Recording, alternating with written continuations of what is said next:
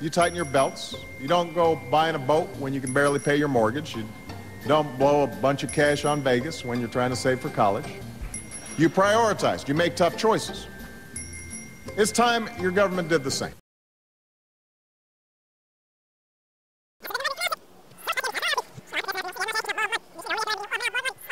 Don't blow a bunch of cash on Vegas when you're trying to save for college. You prioritize. You make tough choices. It's time your government did the same. Now the Las Vegas Convention and Visitors Authority says that more than 400 conventions and business meetings have been canceled recently in that city. Gibbons' office estimates those cancellations cost the Vegas economy $100 million, not including gaming revenue they would have had.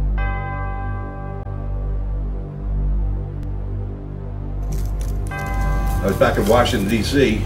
about 2 weeks ago, going up and down the halls of the Capitol, telling people about our economy here and trying to get them to be sympathetic to what we're trying to accomplish. And then I have to read what President Obama said. He has a real psychological hang-up about the entertainment capital of the world.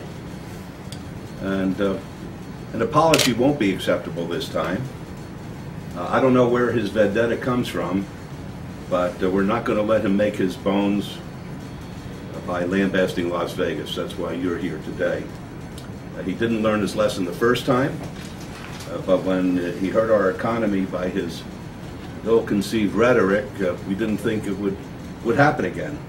But now that it has, I want to assure you, when he comes, I'll do everything I can to give him the boot back to Washington and to visit his failures back there.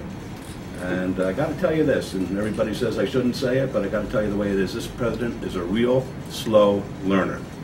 We had a letter prepared that we were going to send to the president to tell him when he comes out here, and I believe he's going to be out here on the 18th, that he should be very sensitive to our economy and be sure to support our economy.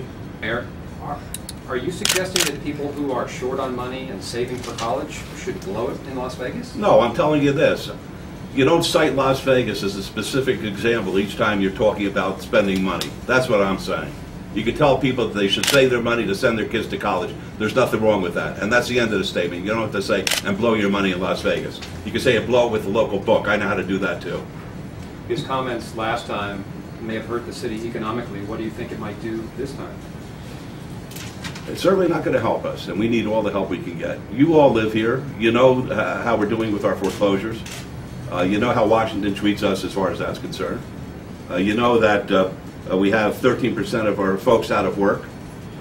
We have everything in place to be the world great city, but the economy is killing us, and it's everybody else's economy that affects us here.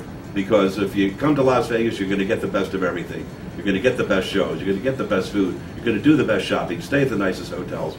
But the people aren't coming with money. That's the difference between now and maybe 3 years ago. And every time he talks about people spending money in Las Vegas, it has to hurt us. He makes it sound like Las Vegas is a place of excess.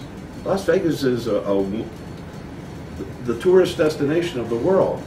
This is the way we make our living. He attacks us when he does this at our very lifeblood, and he has to be aware of this and become sensitive to that, because otherwise the 2 million people who live in this valley are going to suffer.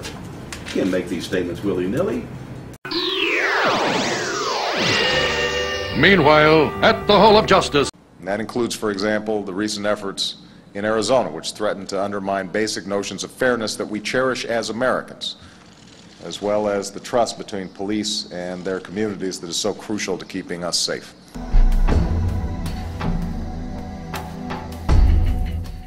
And we all know what happens in Arizona when you don't have ID. Adios, amigos.